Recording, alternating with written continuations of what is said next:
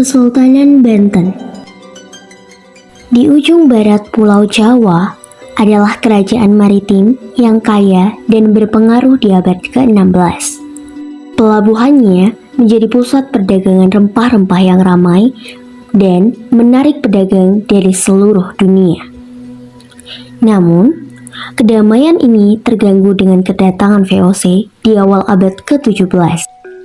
VOC, perusahaan dagang Belanda yang sangat ambisius dan berusaha menguasai jalur perdagangan dan politik di Nusantara. Sultan Ageng Tirtayasa adalah pemimpin Banten yang bijaksana. Dan menyadari akan adanya ancaman ini, dia memilih untuk melawan, mempertahankan kedaulatan dan harga diri bangsanya. Perlawanan ini bukan hanya soal perang, tapi juga tentang menjaga kebebasan dan identitas. Inilah kisah perjuangan Banten melawan kekuasaan kolonial yang ingin menundukkannya. Kebangkitan Banten di bawah Sultan Ageng Tirtayasa. Alur cerita perlawanan Kesultanan Banten di bawah pimpinan Sultan Ageng Tirtayasa melawan VOC berlangsung pada abad ke-17 dengan latar belakang upaya Sultan untuk menjaga kedaulatan dan kemakmuran Banten dari cengkraman kolonial Belanda. Berikut adalah alur cerita perlawanan tersebut. Sultan Ageng Tirtayasa naik tahta pada tahun 1651, menggantikan ayahnya Sultan Abu al-Ma'ali Ahmad. Selama masa pemerintahannya, Banten mencapai puncak kejayaannya, terutama dalam bidang ekonomi dan politik. Banten menjadi pusat perdagangan internasional yang makmur, dengan pelabuhan yang ramai dikunjungi pedagang dari berbagai negara. Ketegangan antara Banten dan VOC mulai meningkat ketika VOC berusaha memonopoli perdagangan di wilayah Nusantara, termasuk Banten. Sultan Ageng Tirtayasa menolak keras monopoli VOC dan melakukan berbagai langkah untuk memperkuat Banten, termasuk memperkuat angkatan laut dan membangun aliansi dengan kerajaan lain. Masa-masa awal perlawanan, Sultan Ageng Tirtayasa dengan tegas menentang VOC dengan melakukan berbagai perlawanan, baik melalui diplomasi maupun kekuatan militer. Ia juga menjalin hubungan dengan musuh-musuh VOC seperti Mataram dan kerajaan-kerajaan lain di Nusantara untuk memperkuat posisinya melawan Belanda. Konflik internal, pengkhianatan Sultan Haji pada puncak perlawanan, muncul konflik internal di Kesultanan Banten. Putra Sultan Ageng, Sultan Haji yang diharapkan menjadi penerus, mulai merasa tidak puas dengan ayahnya dan mulai bersekutu dengan VOC. Sultan Haji berambisi merebut kekuasaan dan bersedia bekerja sama dengan VOC untuk melawan ayahnya sendiri. Pertempuran dan penangkapan Sultan Ageng Tirtayasa. Konflik antara Sultan Ageng Tirtayasa dan Sultan Haji memuncak dalam pertempuran.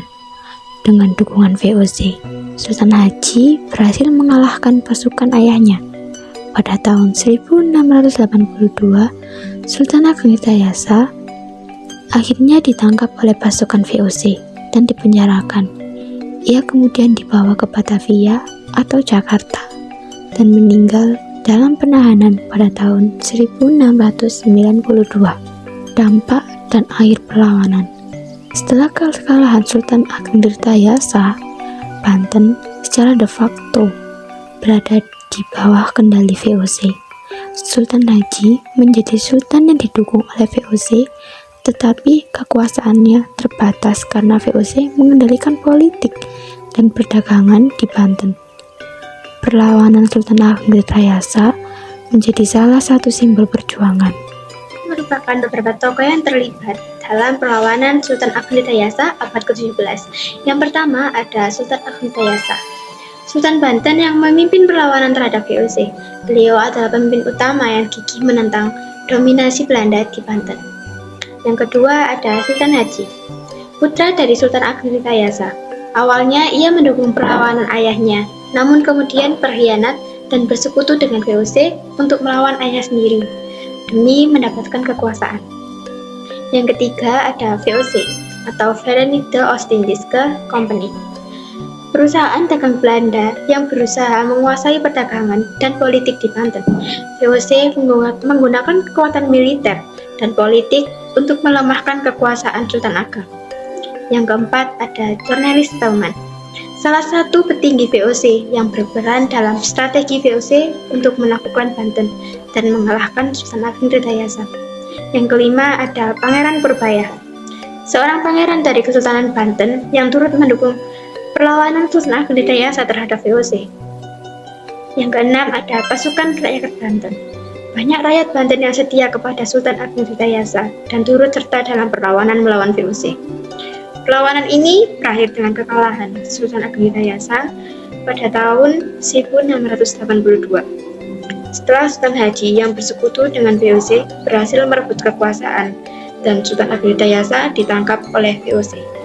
Perlawanan Kesultanan Banten terhadap kekuasaan kolonial Belanda dilakukan melalui berbagai cara, terutama pada masa pemerintahan Sultan Ageng Tirtayasa. Berikut adalah beberapa metode yang digunakan. Yang pertama yaitu ada perang terbuka. Sultan Agung Tirtayasa memimpin serangkaian pertempuran terbuka melawan pasukan Belanda. Pertempuran ini sering terjadi di sekitar ibu kota, Banten, dan daerah sekitarnya. Yang kedua yaitu ada perang gerilya. Ketika kekuatan militer Belanda semakin kuat, perlawanan bergeser ke taktik gerilya di mana pasukan Banten melakukan serangan mendadak dan bersembunyi di daerah pedalaman untuk menghindari konfrontasi langsung dengan pasukan Belanda yang lebih unggul secara teknologi dan jumlah. Yang ketiga yaitu ada aliansi dengan kekuatan lain. Sultan Ageng Tirtayasa menjalin aliansi dengan kekuatan-kekuatan lain juga menentang dominasi Belanda seperti Kesultanan Mataram dan kelompok-kelompok lokal yang anti Belanda. Yang keempat ada diplomasi dan penolakan tunduk. Sultan Ageng Tirtayasa menolak untuk tunduk pada perjanjian yang dibuat oleh Belanda dan terus menuntut kedaulatan penuh atas wilayah Banten yang pada saat itu sedang diincar oleh Belanda untuk dikuasai. Yang kelima yaitu ada mobilisasi rakyat. Sultan Ageng Tirtayasa berhasil memobilisasi rakyat Banten untuk ikut serta dalam perlawanan baik sebagai prajurit maupun dalam bentuk dukungan logistik. Namun perlawanan ini mengalami kemunduran ketika terjadi konflik internal antara Sultan Ageng Tirtayasa dan putranya Sultan Haji yang akhirnya berpihak pada Belanda. Perpecahan ini memudahkan Belanda untuk menguasai Banten dan memadamkan perlawanan. Perlawanan Kesultanan Banten terhadap kekuasaan kolonial Belanda terjadi di beberapa lokasi yang penting. Salah satunya yang paling terkenal adalah kota Banten, merupakan pusat kekuasaan Kesultanan Banten. Disinilah banyak perlawanan berlangsung, terutama saat Kesultanan Banten di bawah pimpinan Sultan Ageng Tirtayasa yang berjuang melawan Belanda. Yang nomor 2 yaitu ada Anyar. Lokasi ini penting karena dekat dengan jalur strategis pelayaran yang dikuasai oleh Belanda. Perlawanan di Anyar dilakukan untuk mengganggu kendali Belanda atas jalur perdagangan dan militer. Yang ketiga ada daerah pedalaman Banten. Selain di kota-kota besar, perlawanan juga terjadi di berbagai daerah pedalaman di sekitar Banten, di mana para pendukung kesultanan melakukan gerilya untuk melawan pasukan Belanda. Perlawanan ini akhirnya melemah setelah terjadinya konflik internal di Kesultanan Banten dan intervensi militer yang dilakukan oleh Belanda. Perlawanan Kesultanan Banten melawan VOC berakhir dengan tragis. Sultan Ageng Tirtayasa yang gigih melawan VOC akhirnya dikhianati oleh putranya sendiri, yaitu Sultan Haji. Sultan Haji yang merasa khawatir dengan ambisi ayahnya bekerja sama dengan VOC untuk merebut kekuasaan. Pada tahun 1683, Sultan Ageng Tirtayasa ditangkap oleh VOC dan dipenjarakan hingga akhir hayatnya. Kesultanan Banten kemudian berada di bawah kendali VOC dan kekuatannya perlahan-lahan melemah. Perlawanan yang dipimpin oleh Sultan Ageng Tirtayasa berakhir dengan kekalahan, dan Banten pun kehilangan kedaulatannya menjadi bagian dari wilayah jajahan Belanda.